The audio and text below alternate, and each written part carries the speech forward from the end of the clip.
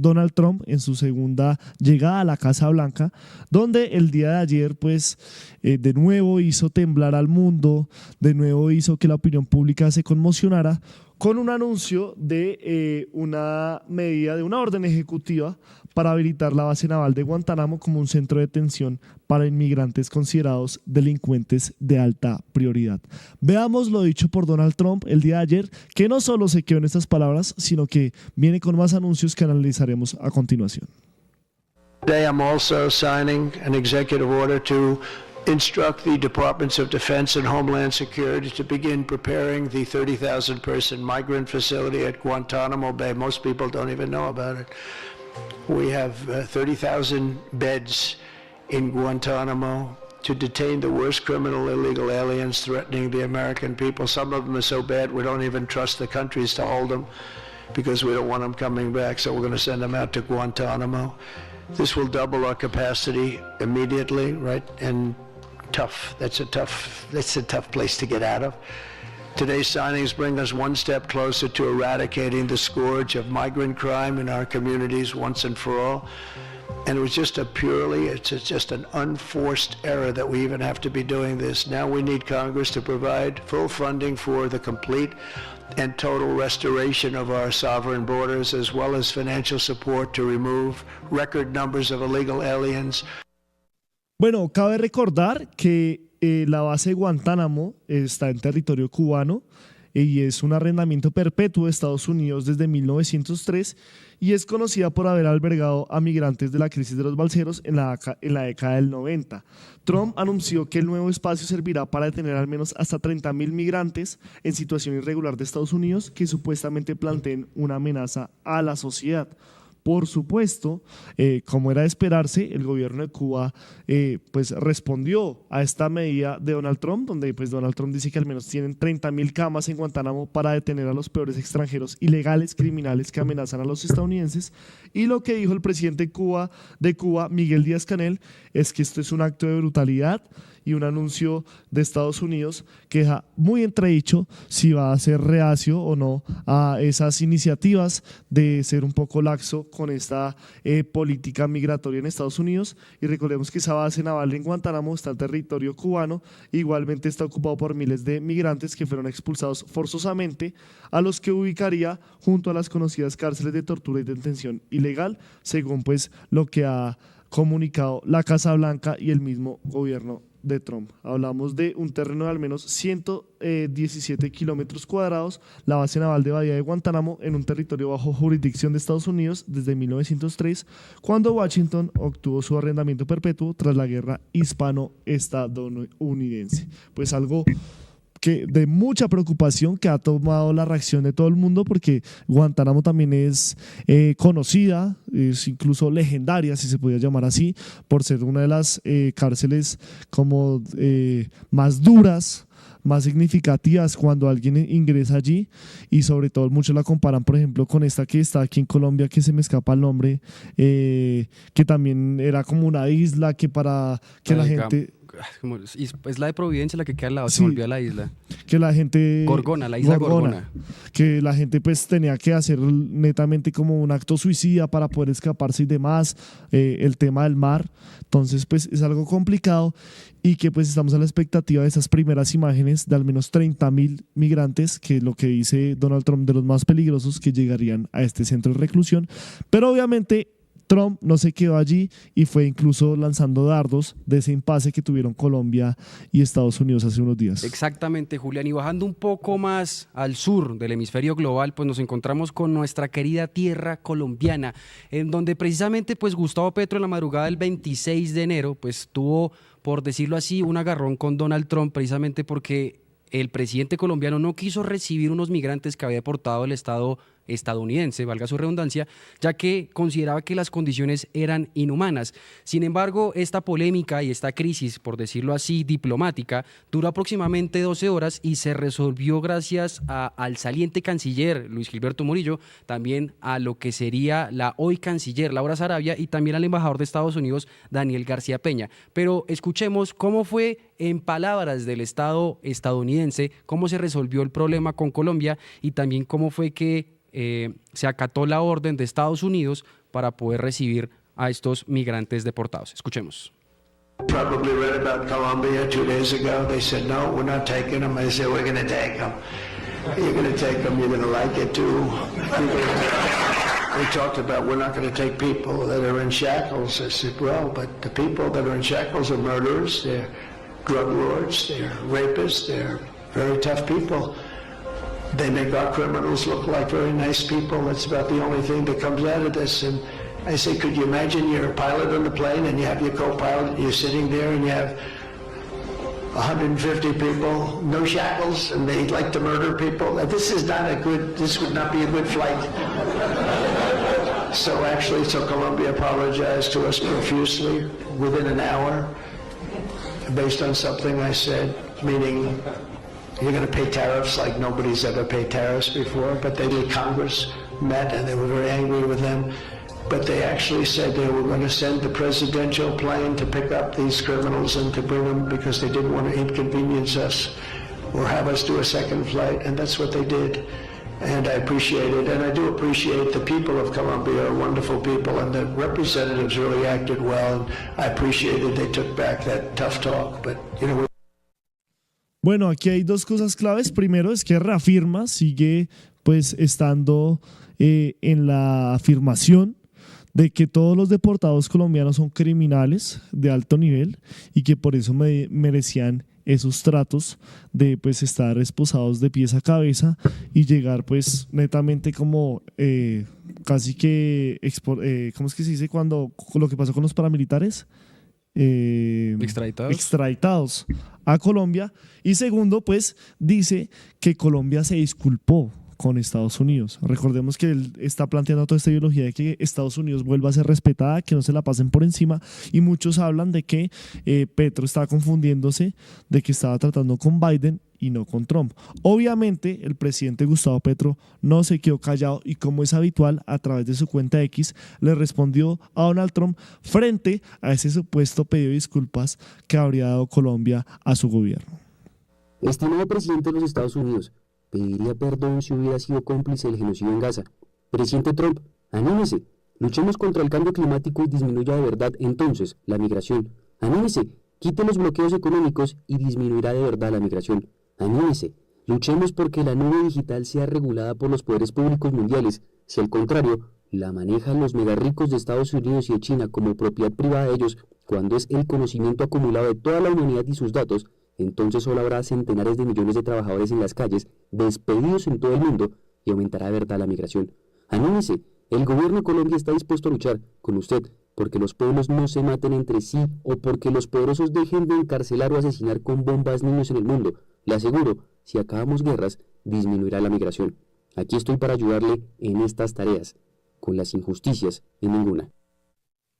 Bueno, recordemos también que en esos primeros decretos, porque pues Donald Trump se puso a trabajar inmediatamente después de que se posesionó, en esos decretos que pues creo que el primer día habían alrededor como de 20, el segundo día como 40, o sea, ya van muchos decretos y estas órdenes ejecutivas como la de Guantánamo. En una de esas, Donald Trump ya le había recortado ciertas ayudas a Colombia con todo el tema de pues la participación en procesos de paz, la participación en la ayuda para combatir pues a los grupos armados en el país y por supuesto las diferentes ayudas en las regiones de Colombia. El gobierno de Estados Unidos decretó una pausa al menos de 90 días de todas estas ayudas, no solo las de Colombia, sino alrededor del mundo, para reconsiderar si estaban alineadas con los valores nuevos que quiere promulgar Donald Trump y por supuesto si valía la pena seguir haciendo ese esfuerzo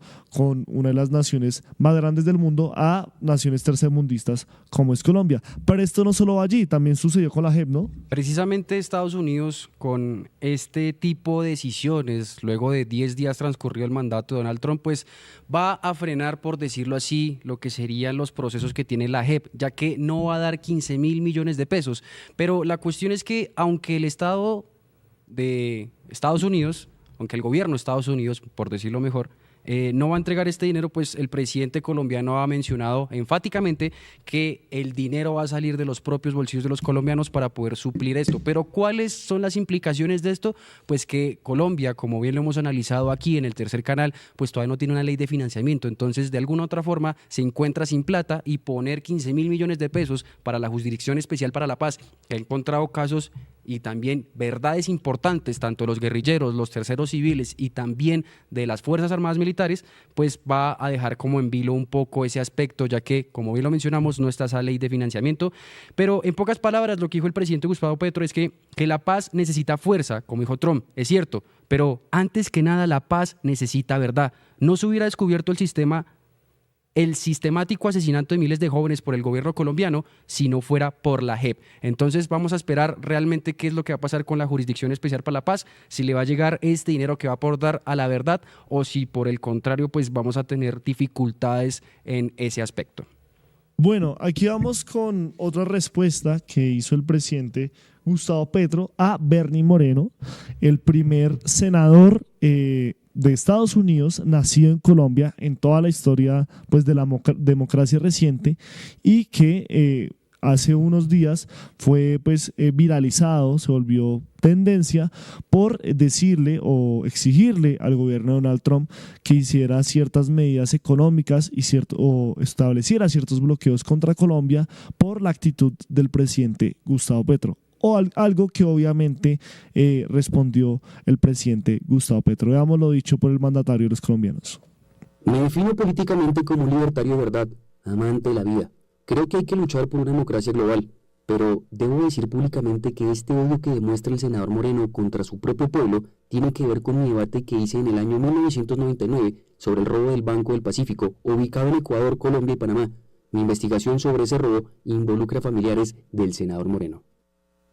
Veamos varios señalamientos que ha hecho en repetidas ocasiones el presidente Gustavo Petro contra la familia de Bernie Moreno. Bernie Moreno nació en Bogotá hace más de 50 años, llegó a Estados Unidos pues vendiendo carros, abriéndose en el negocio automotriz y pues hace poco, en las recientes elecciones legislativas, llegó a la casa, al Congreso de Estados Unidos de la mano de Donald Trump en el estado de Ohio.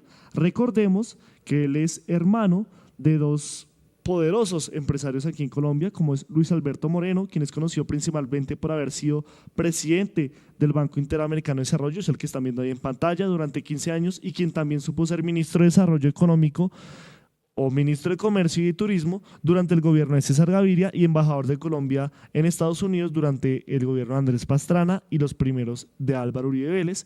Y el otro, Roberto Moreno, el que ven aquí, el fundador y actual presidente de Amarillo, esa gran constructora aquí en Colombia, y que se ha especializado en las viviendas de interés social. Y el primero de estos, el señor Luis Alberto Moreno, que ustedes vieron, que van a ver a continuación, es al que se refiere Gustavo Petro, que tuvo ciertos hechos de corrupción cuando estaba en el Fondo Interamericano, Fondo Monetario Internacional, y manejando uno de los bancos más importantes que tenía presencia en ciertas partes del territorio suramericano. Así que pues deja mucho que decir que un senador nacido en Colombia pida estos bloqueos a Estados Unidos. Pues también lo ha dicho el presidente Gustavo Petro y comparto ese argumento, viendo lo que ha sucedido con Cuba y lo que ha sucedido con Venezuela. O sea, esto prácticamente es ponerle una lápida al país, hacer que no siga progresando y que venga directamente de una persona que era nacida en Colombia, pues sorprende mucho, pero a la vez no sorprende porque en Estados Unidos pues están acostumbrados a eso. Uno ve, por ejemplo, María Elvira Salazar, otros congresistas de origen cubano, que desde que Biden, por ejemplo, en primera instancia quitó a Cuba de la lista de naciones que apoyaban el terrorismo, pues se vieron enfáticos en que esto no podía ser, que se tenían que seguir los bloqueos, porque de alguna manera lo que uno interpreta es que ellos en esa posición de derecha, del Partido Republicano, obviamente del uribismo, porque Berry Moreno es, incluso se hablaba de que Uribe había hablado con Berry Moreno para solucionar la crisis entre Colombia y Estados Unidos, pues su capital político se basa también en que a Colombia le vaya mal y ellos sacar la cara en otro país diciendo que las soluciones son netamente una intervención o más intervención del gobierno norteamericano en países de este lado del continente. ¿Cómo ve toda esta movida con Berry Moreno y por ejemplo y también pues los pronunciamientos que ha hecho el presidente Gustavo Petro? Pues básicamente ya la guerra cambió y ahora es una guerra económica. Y lo que está sucediendo realmente tanto en el hemisferio sur como en las cercanías de Estados Unidos, pues es precisamente eso, querer ¿cómo se dice? Deshabilitar. Bueno, desarmar prácticamente a lo que serían los diferentes territorios nacionales y también así a sus conciudadanos precisamente con estos temas. Hemos visto la situación de Cuba, hemos visto la situación de Venezuela, hemos visto por ejemplo también cómo podría llegar a afectar lo que sería un bloqueo aquí en Colombia y también por ejemplo hay que resaltar que Gustavo Petro precisamente cuando le pusieron este tate quieto, por decirlo así, de Donald Trump, de que le iban a subir los aranceles, pues él también respondió diciendo, bueno, aquí también subimos, aquí también quitamos visas. Y hay que señalar, por ejemplo, que una de las personas que también ha replicado precisamente esos comentarios que ha hecho el presidente Gustavo Petro es su homólogo de Brasil, Lula da Silva, quien también ha mencionado que, bueno, yo también me paro duro por mi país y si Donald Trump y Estados Unidos quieren venirse de frente poniéndome una guerra económica, por llamarlo así, pues él también va a enfrentarse contra ese gobierno haciendo prácticamente lo mismo y están en total derecho de hacerlo porque cada gobierno, cada estado es soberano de tomar sus decisiones y por ende están en su derecho. Pero yo creo que es básicamente una guerra económica lo que quieren desatar y pues claro, si no hay plata, no hay desarrollo, si no hay desarrollo, no hay comida, si no hay comida, pues no hay vida. Sí, y pues seguimos a la expectativa de qué más pueda producirse en estos primeros días del gobierno Trump. Ya estamos hablando de miles de deportados de diferentes nacionalidades, sobre todo en Sudamérica, Brasil, México, Colombia, Nicaragua, etcétera, que han sido deportados en condiciones infrahumanas desde territorio norteamericano. Ahora esta orden para que Guantánamo reciba al menos 30,000 de esos migrantes, algo que pues desde Cuba lo dicen es algo brutal. Y por supuesto los dardos sobre las relaciones, sobre netamente quién tiene más poder. Entonces, por ejemplo, muchos decían, no, Petro ganó el round contra Trump. No, es que ni siquiera tenía la posibilidad de ganarlo, porque es que estamos hablando de una superpotencia y a Petro solo le queda lo que está intentando y es esa unión del bloque suramericano, pero que se ha visto con algunos tropiezos, porque hace unos días veíamos que se estaba convocando una reunión de la CELAC y hace poco Xiomara Castro, presidenta de Honduras, dijo que por cuestiones de agenda y por cuestiones logísticas no se había podido establecer. Entonces creo que ese sentido de la unión y demás apunta más a si Colombia y estos países pudieran llegar a un grupo como los BRICS, ese grupo conformado por Brasil, Rusia, India, China y Sudáfrica, entre otros países, y que le quiera hacer pues esa competencia al gobierno norteamericano con el lema de desdolarizar el mundo. Entonces estamos muy atentos, pero en este momento les pedimos que compartan esta transmisión, que den like a este video, por supuesto, que nos sigan en las diferentes redes sociales que están apareciendo aquí en pantalla, nuestra cuenta de Instagram, de Facebook, de TikTok, de X, de YouTube y nuestra cuenta de Nequi para que puedan hacer sus diferentes donaciones. Asimismo, en el botón super chat, el signo pesos del chat de YouTube, donde pueden hacer sus donaciones de cualquier monto, que serán muy agradecidas para seguir con esta iniciativa periodística. Ayúdanos a seguir con nuestra labor periodística a través de nuestro Nequi DaviPlata 310-779-3518. Se está evaluando es que más adelante sí sea para todos. Lo que necesita el país. Pedí que me sacaran de allá. Un agradecimiento a todos por su sintonía aquí en el tercer canal. Métase en la mente de un delincuente, de un ladrón. A una nueva entrega de periodismo sin corrección. Pasión todo locura y estamos muy contentos. De las calles del sur. Digo, la señora, ¿me da un expreso, por favor?